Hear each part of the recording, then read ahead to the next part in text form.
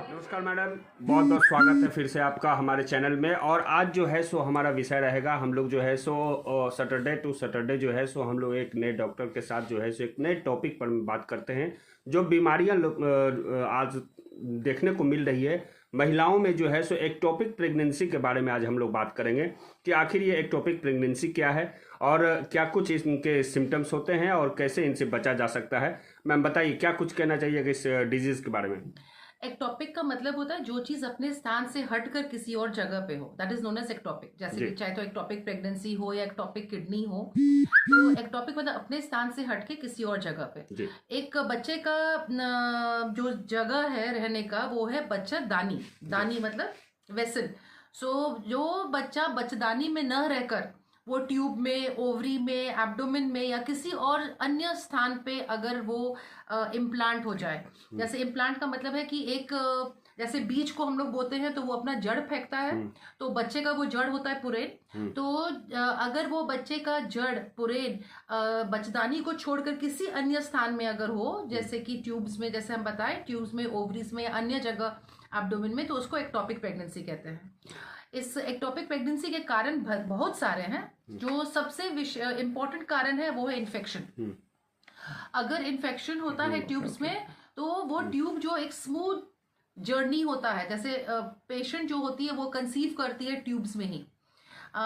जिस दिन ओव्यूलेशन होता है उस दिन वो अपने स्पर्म से मिलके वो फिम्ब्रिया से वो पिकअप होती है and it travels through the tube and it takes about 7 days। 7 दिन लगता है उसको, जब वो कंसीव कर गई से लेकर वो यूट्रस में जाके जो इम्प्लांट करती है। इस 7 दिन के जो जर्नी के दौरान यदि इन्फेक्शन के कारण वो ट्यूब ऊबड़ खाबड़ का रोड हो जाए, स्मूथ रोड नहीं हो, तो वो ट्रैवल करते समय वो कहीं अटक गया और वहीं पे वो बैठ गया और वहीं पे वो जड़ फेंक, क्योंकि 7वें दिन वो जड़ फेंकना शुरू कर देगा। तो जिस स्थान पे वो बच्चा जो कंसीव हुआ है वो 7वें दिन वो जिस स्थान पे होगा वहीं पे वो अपना घर बना लेगा। जिस तरह से हम उदाहरण दे सकते हैं, जैसे शिवलिंग को जो लेके जा रहे थे रावण जी, और वो एक जगह पे वो उनको वहीं पे स्थापित कर दिया तो वही देवघर बन गया। उसी तरह से एक सॉर्ट ऑफ एग्जाम्पल है। तो इसी को एक्टॉपिक कहते हैं। Other reasons why women can have ectopic pregnancies, because अगर उसका ट्यूब बहुत लंबा है तो वो जो जर्नी है जो 7 दिन में उसको कवर करना था फिम्ब्रिया एंड से यूट्रस तक, तो वो जर्नी 7 दिन में कवर नहीं होकर वो अभी आधे ही रास्ते में है और वो 7 दिन उसका पूर्ण हो गया है, तो वहीं पे वो जड़ फेंकना शुरू कर देता है। तो these are the 2 main causes why a patient has ectopic pregnancy. को कैसे रोका जा सकता है, मतलब इससे कैसे बचाव का क्या कुछ कुछ ऐसे रीजन है? देखिए, एक्टॉपिक प्रेगनेंसी, फर्स्ट प्रेगनेंसी में एक्टॉपिक प्रेगनेंसी किसी औरत को होगा नहीं होगा ये प्रिडिक्ट करना बहुत मुश्किल है।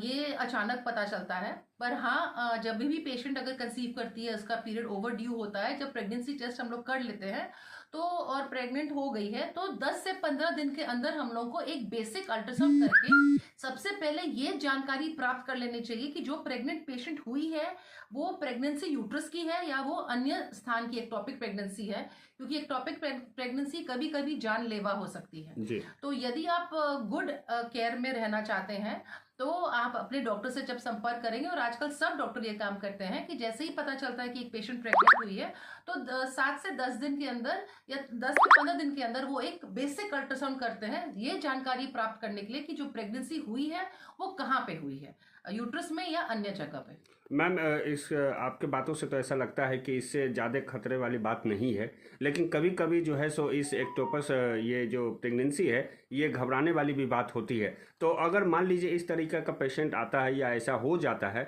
आप लोगों को पता चलता है कि हाँ ऐसा है, ऐसा सिम्टम्स है, तो उससे बचने के लिए क्या कोई मेडिसिन है या कुछ? सबसे पहले तो हम ये नहीं बोले हैं कि ये खतरे की बात नहीं है, ये लाइफ थ्रेटनिंग कंडीशन है जी। परंतु 100 महिलाओं को अगर एक्टॉपिक प्रेगनेंसी है तो उसमें से हो सकता है जस्ट 10 से 15 पेशेंट ऐसी हो जो जिसमें लाइफ थ्रेटनिंग है, but we do not know ना उस 100 में से कौन 15 का जान जाने वाला है और कौन उस 80 में से है जिनका जान नहीं जाने वाला है। तो इसलिए अगर एक्टॉपिक प्रेगनेंसी डायग्नोज हो जाता है तो हम लोग का सबसे पहला फर्ज ये है कि पेशेंट को उसके बारे में चेतावनी दे देना, एक्स्ट्रा ज्यादा भी नहीं डराना है। और पर उसको सब संभावनाएं बतानी है कि 80% चांस है कि आपका मेडिसिन से ही सब कुछ ठीक हो जाए और आपको ऑपरेशन की जरूरत नहीं पड़े, परंतु आपको हम लोग घर नहीं भेज सकते हैं। वो पेशेंट एकदम अंडर मॉनिटरिंग रहेगी। She has to be monitored and monitored how, एक तो पेन देखना है। अगर पेशेंट अचानक अक्यूट पेन बोले, क्योंकि अगर वो रप्चर करता है एक्टोपिक प्रेगनेंसी और अचानक ब्लीडिंग होने लगता है जो पेट के अंदर होता है वो दिखता नहीं है, यदि बाहर का ब्लीडिंग हो तो कोई भी अन्य व्यक्ति भी समझ जाएगा कि नहीं नहीं मेरे को बहुत ब्लीडिंग हो रहा है, मुझे डॉक्टर के पास जाना है। पर पेट के अंदर छुपा हुआ ब्लीडिंग उसको पता ही नहीं चलेगा, उसको बस एक ही चीज एहसास होगी, अक्यूट पेन, बहुत दर्द हो रहा है। दूसरा है उसका पल्स अचानक बहुत फास्ट हो जाएगा। अगर 120 से ज्यादा अगर पल्स होता है, हीमोग्लोबिन ड्रॉप करता है, तो ये सब कुछ चीजें हैं जो भर्ती होकर हम लोग को मॉनिटर करनी होती है। बहुत मरीज लोग बोलता है मैडम हम तो कुछ कर ही नहीं रहे हैं, बस बैठे हुए हैं, आप क्यों भर्ती करनी है? भर्ती इसलिए किए हैं क्योंकि हमको नहीं पता है कि आपका रप्चर होगा या नहीं होगा। आपको यदि हम घर भेज दें और रप्चर हो जाए और जब अटेंड करते हैं, हम लोग ब्लड अरेंज करते हैं या ऑपरेशन की तैयारी करते हैं, तब तक हो सकता है कि जान ही हाथ से निकल जाए। तो इससे इस चीज को लाइटली बिल्कुल नहीं लेना है। क्या मैम इस बीमारी के लिए जो है सो क्या कोई एज भी कोई फैक्टर रखता है क्या? ज्यादा उम्र में ये ज्यादा होता है या मिडिल एज में? Not very much, age does not have a major role to play in ectopic pregnancy at all. मतलब एज का इस पे कोई बहुत ज़्यादा असर नहीं होता है। मैडम एक चीज़ आखिरी सवाल हमारा था कि जो एक और हमारे पास आ रहा था कि जो ये जो मेनोपॉज पीरियड होता है, ये क्या चीज़ है मैम? किसी महिला में जो है सो रुक करके जो है सो पीरियड का आना, ये क्या कोई डिजीज है या चाहे ये एक नॉर्मल लाइफ साइकिल है? देखिए, क्योंकि आदमी को अपने पेट में बच्चा नहीं रखना होता है और आदमी को वो 9 महीना उसको पालन पोषण नहीं करना होता है, और इसीलिए जैसे एक और जान, जैसे प्रेगनेंसी में क्या होता है कि एक महिला जिसका हार्ट, उसका लिवर, किडनी, पूरा सिस्टम, ब्लड प्रेशर का सिस्टम, सब चीज पूरा सिस्टम बना है एक व्यक्ति के लिए ना, एक शरीर के लिए। पर जब वो प्रेग्नेंट होती है तो उसका हार्ट, उसका लिवर, उसका हर सिस्टम को 2 व्यक्ति के लिए काम करना पड़ता है 9 महीना।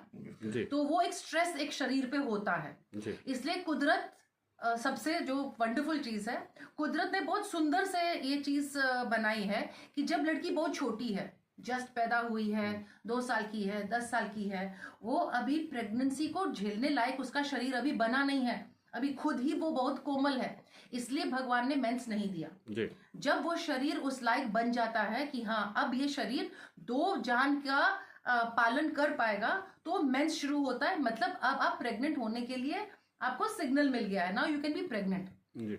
उसी तरह से जब औरत 40 क्रॉस करके अपने 50th ईयर में पहुंच रही होती है, धीरे धीरे उसका शरीर फिर कमजोर पड़ने लगता है और वो उसका हार्ट, उसका लिवर, उसका बाकी जो सिस्टम है वो अब फिर 2 जान के लायक नहीं रहता है। इसलिए कुदरत धीरे धीरे करके वो मेंस वापस ले लेता है ताकि वो चाहकर भी प्रेग्नेंट ना हो पाए। पर अब आईवीएफ के तहत हम लोग उस चीज को भी अभी नेचर को चैलेंज कर रहे हैं और 50, 55, 60 इयर्स के लेडीज को भी प्रेग्नेंट भगवती के दया से कर रहे हैं। चलिए, बहुत बहुत धन्यवाद मैडम हमारे चैनल के साथ बात करके। और हम ये समझ सकते हैं कि जो जितने भी व्यूअर्स हैं हमारे और ये जो सुने हैं, देखें, इस डिजीज़ के बारे में जितनी भी भ्रांतियाँ थी, अलग अलग तरह की बातें भी सामने आती थी कि ये कुछ ऐसा है ऐसा है, ये वीडियो देखने के बाद जरूर उनका कन्फ्यूजन दूर हो जाएगा। अगर